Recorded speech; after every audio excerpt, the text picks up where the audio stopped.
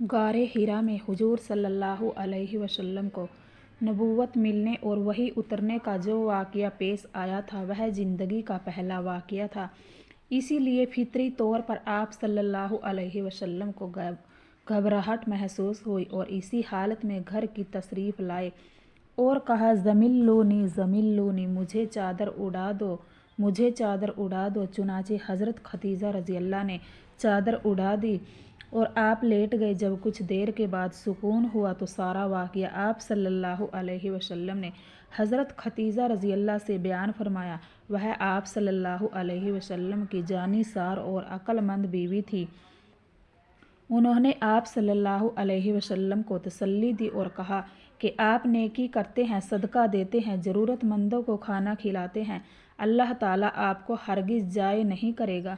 پھر وہ اپنے چچا زاد بھائی ورقہ بن نوفل کے پاس لے گئی۔ وہ تورات و انجیل کے بڑے عالم تھے۔ ان سے سارا واقعہ بیان کیا۔ انہوں نے کہا کہ خدیجہ، یہ تو وہی فرشتہ ہے جو حضرت موسیٰ علیہ السلام کے پاس آیا کرتا تھا اور یہ اس امت کے نبی ہے۔ کاش میں اس وقت تک زندہ رہوں جب اس قوم ان کو نکال دے گی تاکہ میں مدد کروں۔ حضور صلی اللہ علیہ وسلم نے فرمایا، کیا میری قوم مجھے مکہ سے نکال دے گی؟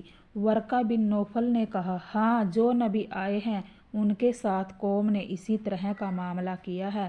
السلام علیکم ورحمۃ اللہ وبرکاتہ۔